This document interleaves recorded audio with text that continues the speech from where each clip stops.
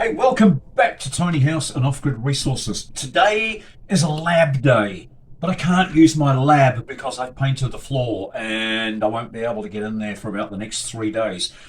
Plus, I haven't finished my laminar flow hood, so I'm still doing lab work at my desk. You saw me in a recent video using a large plastic dry cleaning bag as a clean chamber here on the table. It's not ideal, but it's cheap and it works. Now, today, I'm going to be making some agar and pouring some agar petri dishes. But before I get on with that, I'd like to show you just where I'm at with my grain spawn. I've got 2 jars here that are overdeveloped. I've got to get these things into some buckets today, so I will be doing that later on. These are both shiitake. I did an awful lot of shiitake over the last few weeks. I purchased it in agar form from Taylor at Spore Shift Mushrooms down in Timaru. He's been so helpful, and the great thing is he seems to have pretty much everything I need on his website. So if I need 25 agar dishes, no problem. I just order them from him. If I need some grain spawn, no problem. I just order it from Taylor. Spore Shift are super fast, super helpful, and really knowledgeable. He's been very, very helpful answering the occasional email that I've sent him with questions. And his prices are great. Now, just so that you can learn more and keep up with what I'm doing, I'm going to keep referring back to previous videos just to bring you up to speed. Now, in a previous video, on the 24th of August, I put spawn from agar plates into some pink and some grey oyster. Here's the pink and here's the grey. You can see quite plainly how the mycelium is spreading out from the points where it was placed in the jars. It will take about 10 days for these to mature to the stage of these. Here's a pink that I've had coming on for about 2 weeks, and that's also ready to go. But coming through the system, you can see how this pink that was done on the 24th is starting to spread from the various inoculation points.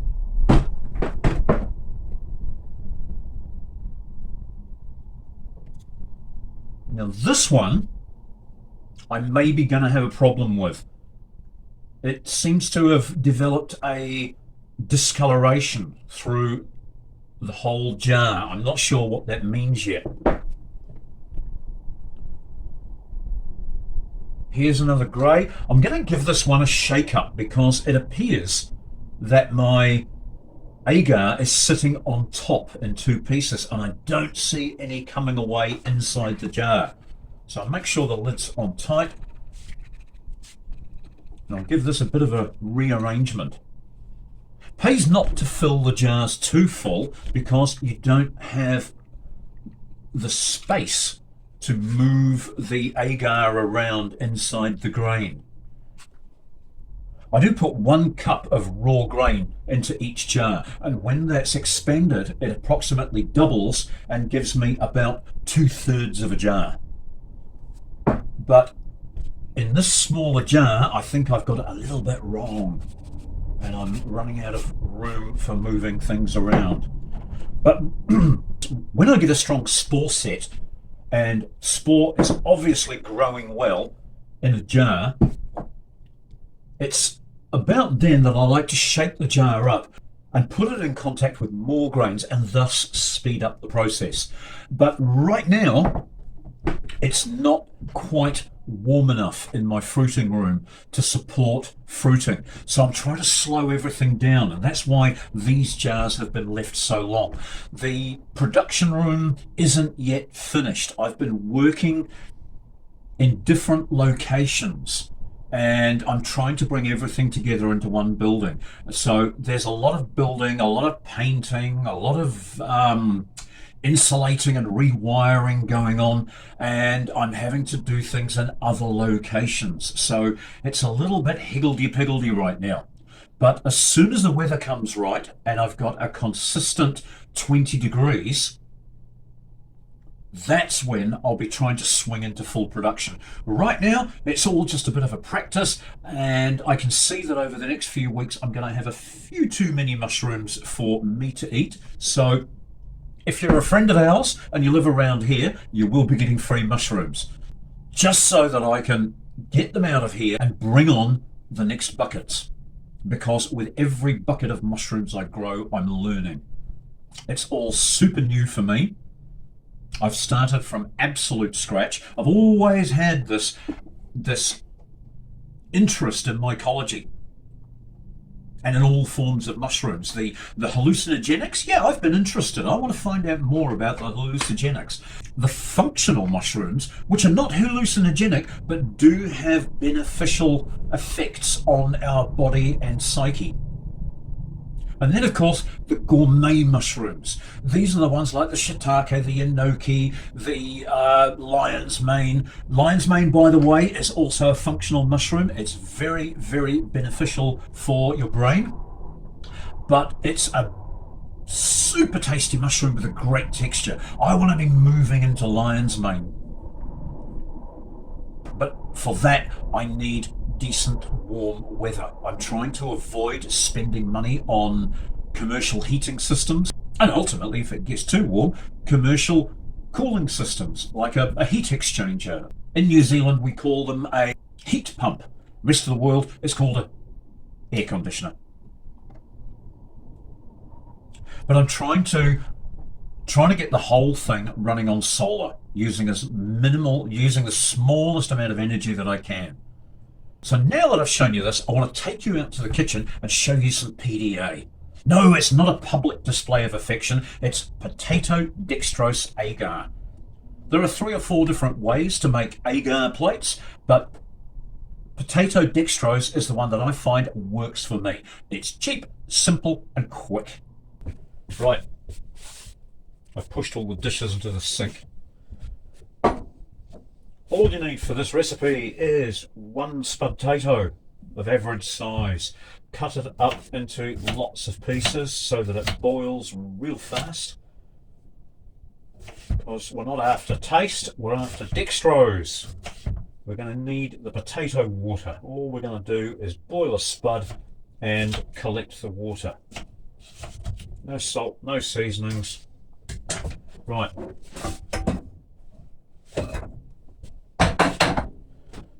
I'm only making this much agar. This is enough for about 10 or 12 plates. I'm going to use rainwater,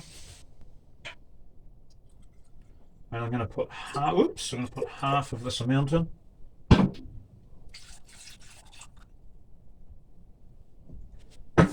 And we'll put that on the stove to boil. Partway through the boiling process, there's no reason at all why you can't get in there with a fork and just squidge up what you've got, because it's got nothing to do with presentation, and it's got everything to do with getting a nice, strong, potatoey mixture into the water. Add a little bit more water if you need it, but be careful not to go over the total content of the vessel that you're trying to fill. So I'm keeping this amount in here below 500 ml. And in a moment, I'll take this out, give it a strain. So then we can mix up the other ingredients, give it a quick cook, and then put it in the pressure cooker for 45 minutes to totally sterilize. Once it's sterilised, we'll wait for it to cool a little so that it's handleable. Then I'll be pouring the agar plates.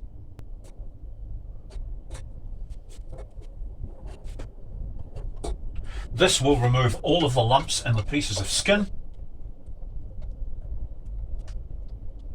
And what I'm going to be left with is a highly concentrated dextrose water.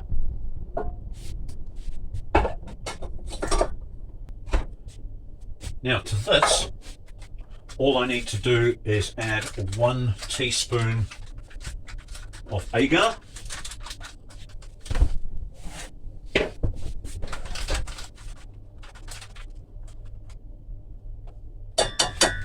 and 1 teaspoon of brown rice malt syrup. You can use any kind of sugar that you like. You can use honey, cane sugar, glucose. I just prefer to use everything absolutely organic in everything that I do. Here at Tiny House and Off-Grid Resources, we are not certified organic. We've got no intention of going through the certification process. We're not interested in layers of bureaucracy.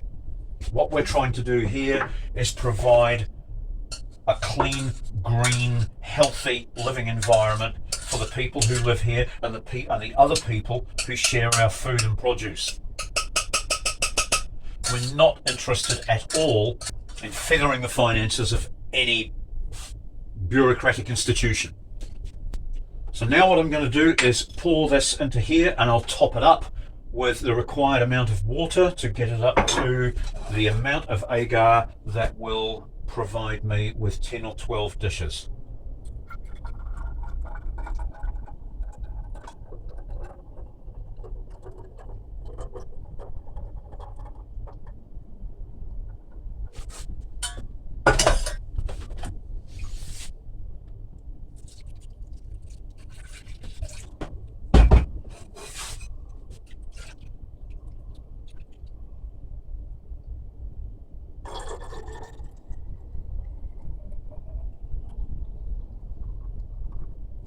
There we go. Now we can't cap this. If I put the lid on and then I cook this in the pressure cooker, it's going to crack the bottle and explode. So what I'm going to do, I'll keep it warm on the hot plate, because now, if it cools down, this will set. So what I'm going to do now is make a quick cover using tinfoil and cotton wool. That will keep contaminants out of here, but allow it to still breathe.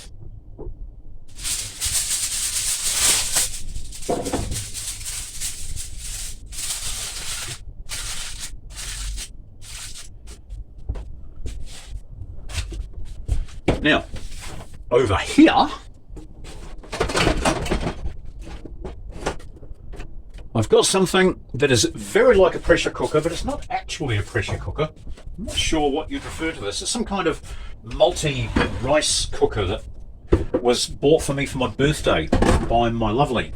It's something that they use in Russia as an alternative to the microwave, because in Russia they don't have microwaves. They believe that they're not safe. Right, so this is going to go in here, and as you can see, it's sitting on top of a jar, and that's just to keep it a little more upright so that I can close the lid, not get any leakage, and this can heat and cook for 45 minutes, and that will completely sterilize the agar. Meanwhile, I'll be getting my petri dishes ready, and I'll show you how I pour the petri dishes.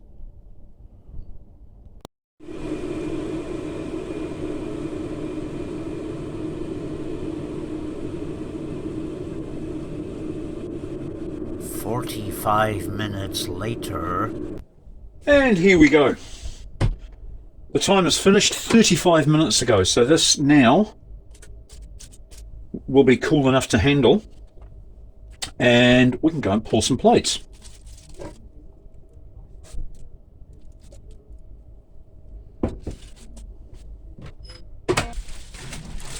Okay, this is a dry cleaning bag, and this is going to be my still air zone. First of all, I'm going to sterilise the inside of it a little.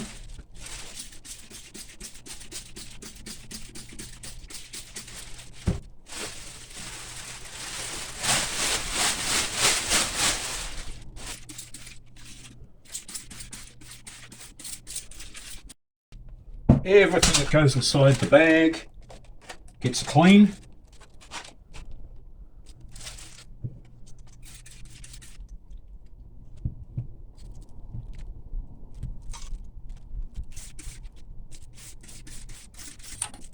Cut the bag open.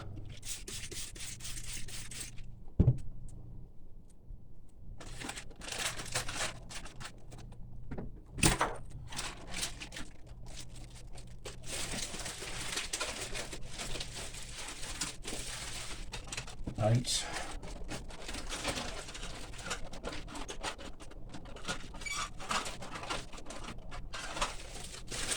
That's 10. Now the thing to do is to make sure that these are stacked the right way up. You want to make sure that the lids are on top, of course, because there's actually an accepted method to doing this to reduce contamination. The other thing is to make sure that your agar is able to be held by your bare skin. That shows you that it's cooled down to around 50 or 60 degrees C, and that means that it won't damage the plates. If you put agar in that is boiling or near boiling, it will distort your plastic plates. So it's still just a fraction too hot to hang on to.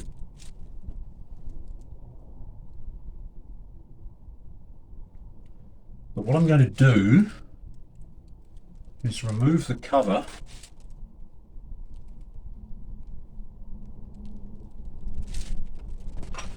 and I'm going to use the cover so that I can hang on to the bottle.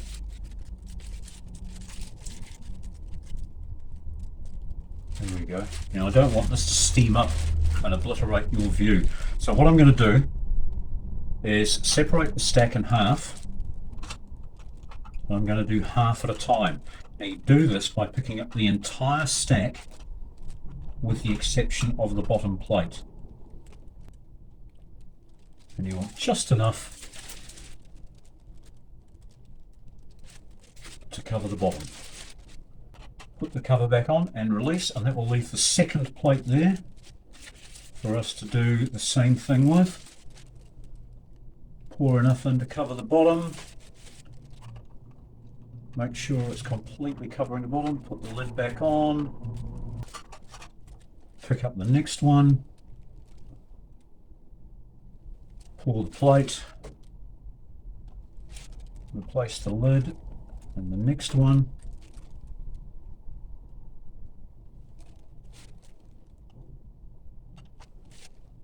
They dry and harden very quickly by themselves. So that's the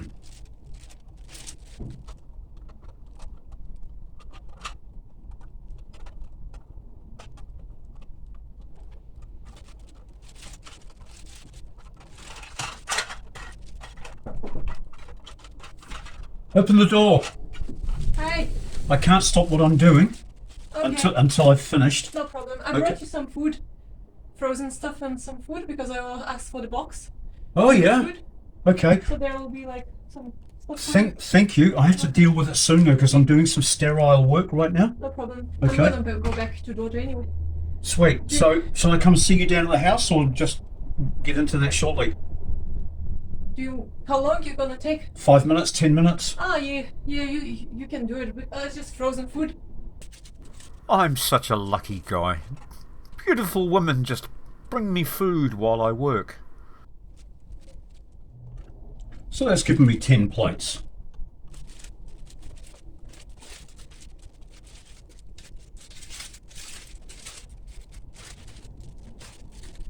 They'll be cool enough to use in just a few minutes.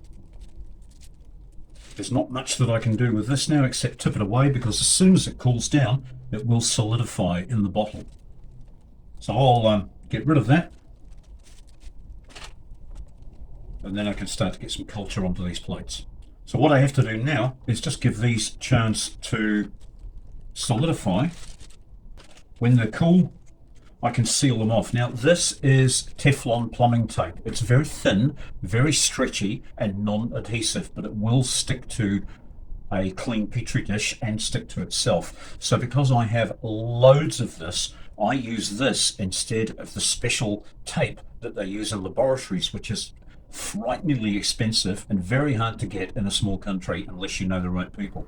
And it appears that my lunch is ready, so I'm out of here.